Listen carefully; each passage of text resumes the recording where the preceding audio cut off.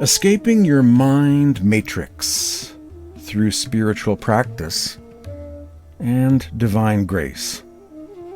Today on this Santmat Satsang podcast, a production of Spiritual Awakening Radio, my name is James Bean. Escaping the mind matrix, the ego, our attention. Our attention is held captive. We are a prisoner of our attention, and we are tethered to the world of the five senses, and not only that, but to subtle bodies and lower planes as well. Escaping the mind matrix through spiritual practices, or as it says in the Gospel of Thomas, ruling over the all, the realms within, and entering into spiritual rest or tranquility. Gospel of Thomas, saying 2, Yeshua says, "Those who seek should not stop seeking until they find. After they have found, they will be troubled. After they are troubled, they will become astonished, and will rule over the all, the cosmos. And after they have reigned over the all, they will enter into rest." Some thoughts about this verse. On the stages of spiritual progress, spiritual evolution, spiritual development. 1. Seeking, never giving up the search. Kabir says of the spiritual warrior, "It is in the kingdom of truth, contentment, and purity that this battle is raging, and the sword that rings forth most loudly is the sword of his name, the sword of God's name." Says Kabir, when a brave knight takes the field, a host of cowards is put to flight. It is a hard fight and a weary one, this fight of the truth seeker. For the vow of the truth seeker is more difficult than that of the warrior. Songs of Kabir, culled by Rabindranath Tagore. Stage 2, after seeking, actually finding. You haven't quit until you found something. Prayer is an effort to lay hold of God Himself, the author of life, and when we have found Him, who is the source of life, and have entered into communion with Him, then the whole of life is ours, and with Him all that will make life is perfect. A quote from Sadhu Sundar Singh from his spiritual classic, At the Master's Feet. Stage 3, being disturbed or troubled. Adjustment, the death of the old way of being, and the birth of the new. Stage 4, realization, becoming caught up in wonder, being astonished, contemplating the light within one's self and the divine light during meditation practice. The Egyptian mystic Evagrius once wrote, "The offspring of pure prayer," his term for meditation, "is swallowed up by the Spirit. From this point on, the mind is beyond prayer, and prayer has ceased from it now that it has found something even more excellent. No longer does the mind actually pray, but there is a gaze of wonder at the inaccessible things which do not belong to the world of mortal beings." A quote preserved in the book The Syriac Fathers on Prayer and the Spiritual Life. Back to the book of Thomas. "We have come from the light, for you have come from it, and you will return there again."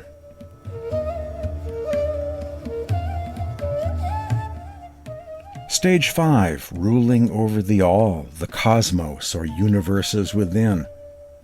one's own subtle bodies of the astral, causal, and the mind that connect to the various inner regions. As Russell Perkins says in his book, The Stranger of Galilee, the work which the masters of esoteric knowledge do has been described variously, but it comes down to this: to show those human beings who want it their own real nature and position in the universe. Stay tuned for an in-depth explanation of this process of ruling over the all, or the subtle bodies within, by Hazur Baba Sawan Singh and Baba Ram Singh during today's podcast. Stage 6. Entering into heavenly rest in the pleroma, the fullness, the timeless, eternal, spiritual region of truth, the natural habitat of the soul, the ocean of love and all consciousness. And finally, 7, because we always like ending with a 7.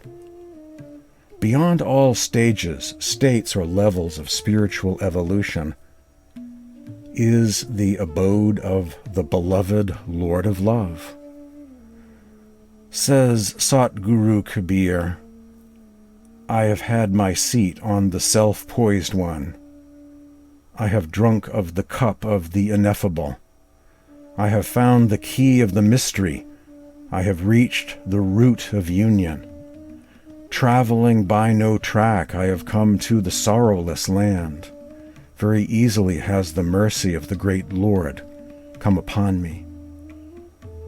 They have sung of him as infinite and unattainable, but I, in my meditations, have seen him without sight. That is indeed the sorrowless land, and none know the path that leads there. Only he who is on the path has surely transcended all sorrow. Wonderful is that land of rest to which no merit can win. It is the wise who have seen it. It is the wise who have sung of it. And from the book of Anurag Sagar, The Ocean of Love, keep the mind, the honeybee, in the beautiful lotus feet of the Satguru, and keep your attention at the feet of the Master. Only then will you reach your permanent home, the union of Surat and Shabda, soul and sound current. When one gets Shabda, he reaches the realm of the saints. It is the play of the drop and the ocean. What else can one say? After meeting the Satguru, one understands the play of Shabda and Surat. It is the union of the drop and the ocean, the soul drop and the ocean of God. What else can one say? Giving up the qualities of mind, one should follow the path of the Master. Such a soul goes to Satlok and derives happiness from the ocean of happiness.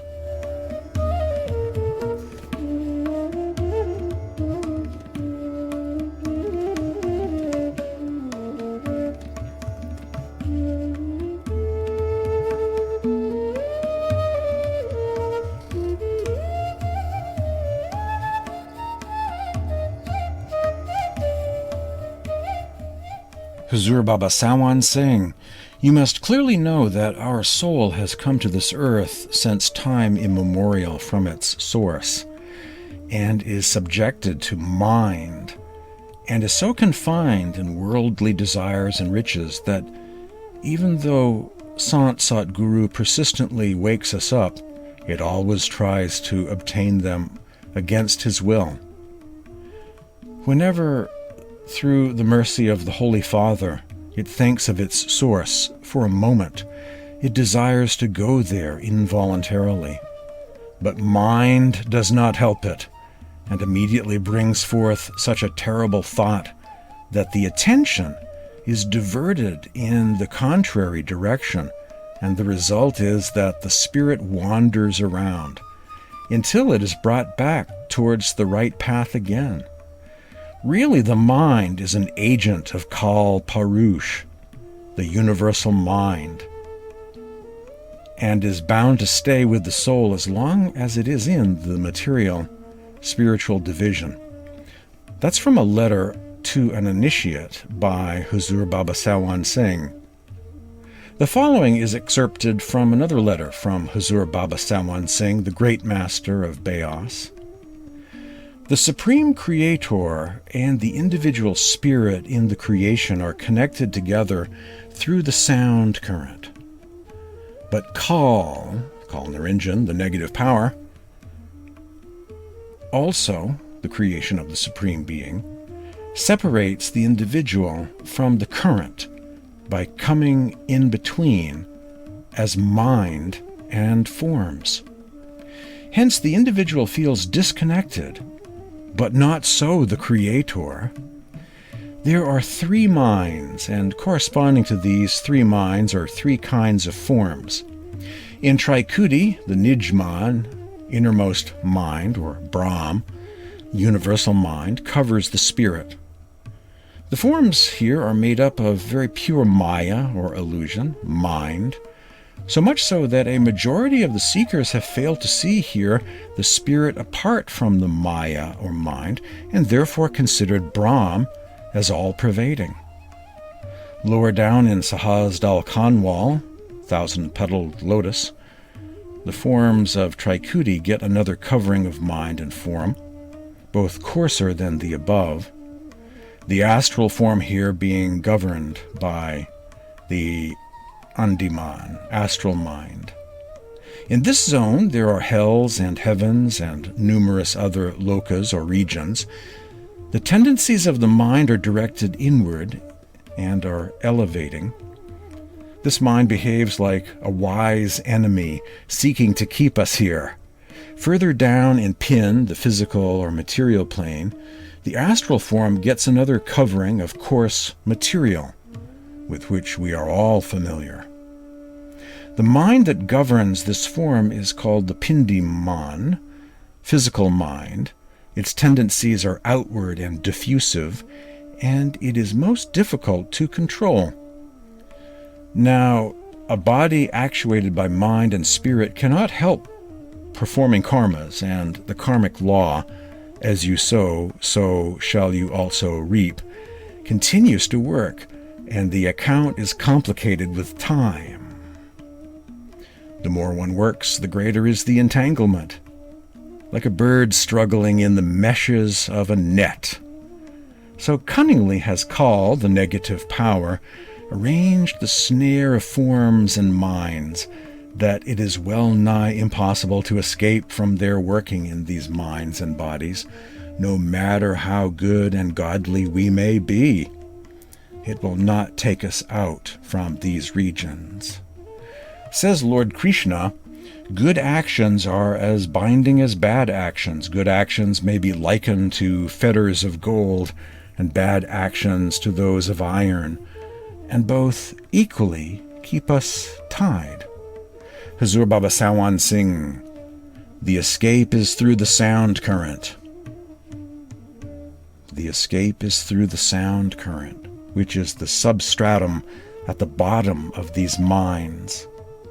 Only when the attention catches and follows the current does the mind become dormant and gets out of action.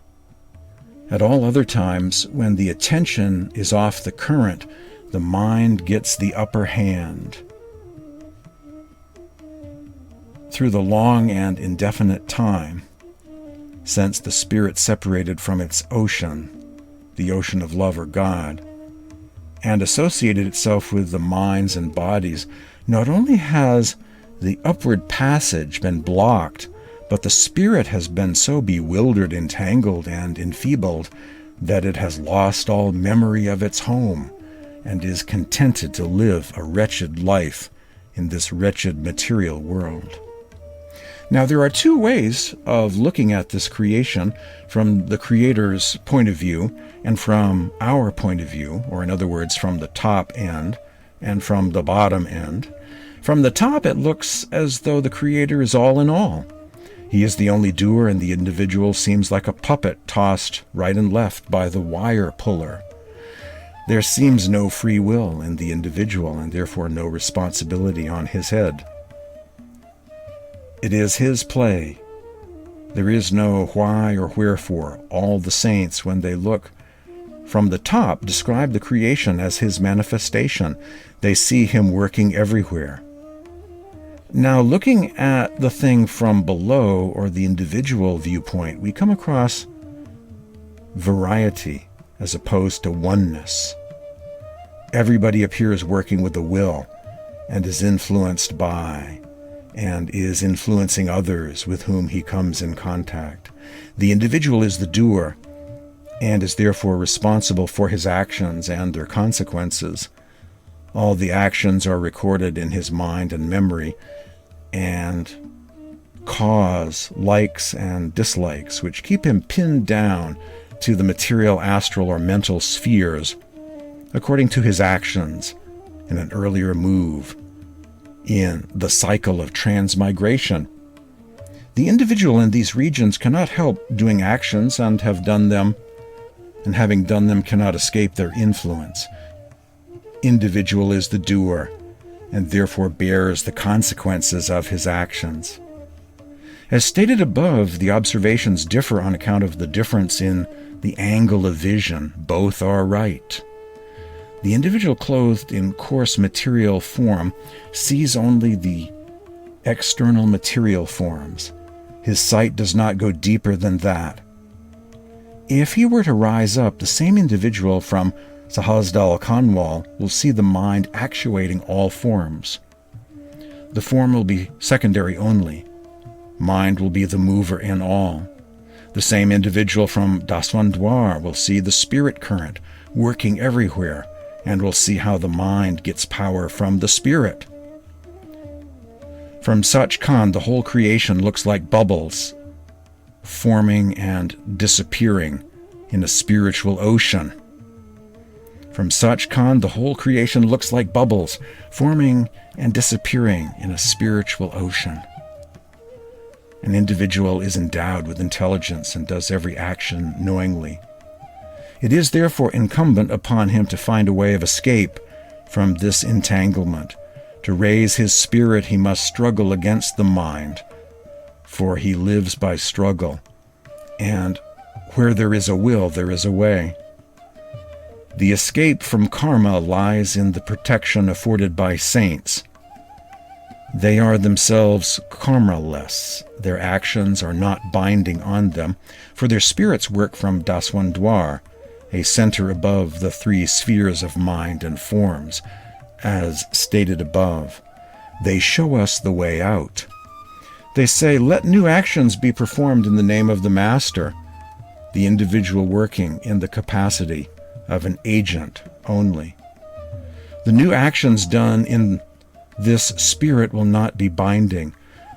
The fate actions will have been undergone by the time the life comes to an end. The reserve actions saints partly take upon themselves, and partly are undergone by the devotee, as the saints think proper. They put the individual spirit in touch with the sound current, the substratum, and as the spirit catches it, it raises up and throws off the influences of mind and matter. It gets stronger and stronger. The more the individual works on these lines, the easier the path for him. Otherwise, the course becomes lengthy. But the saints are pledged. The saints are pledged to see him through, and after they have initiated him. The practice of the sound current cuts the root of karma. The current acts like a magnet on the spirit. It attracts the spirit to itself, and if the spirit were not covered by the rust of mind and matter, it would go up like a shot. The rust of attachments and impressions is removed by repetition. The repetition of thoughts of the journey within replaces our common day thoughts, and the mind, instead of wandering outside, begins to take rest and peace within. And when it comes in, the spirit comes in with it. And when the spirit is in, the current in its turn pulls it up. And when the Trikudi has been crossed, which will only be when all karmic accounts are settled, the soul never goes back into transmigration. It will go up to merge in its ocean. Excerpted from a letter of Hazur Baba Sawan Singh on the journey of the soul drop back to the ocean of love, the ocean of God.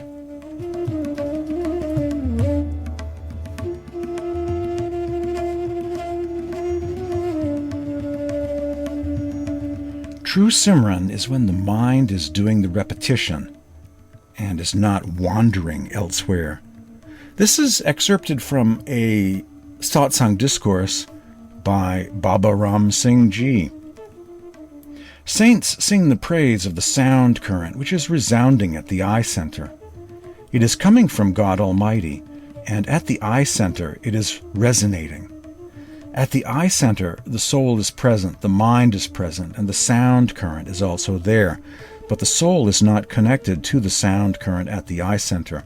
Because both the mind and the soul are at the eye center, the masters explain the practice of doing our Simran, the repetition, and contemplating on the master at the eye center. When we do the repetition of the names of God, the Simran, at the place where the mind does not get an opportunity to run around, and therefore it settles down at the eye center and focuses.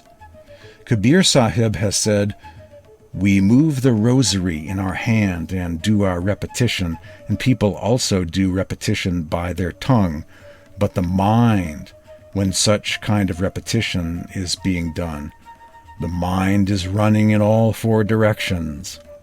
So Kabir Sahib says, that is not Simran.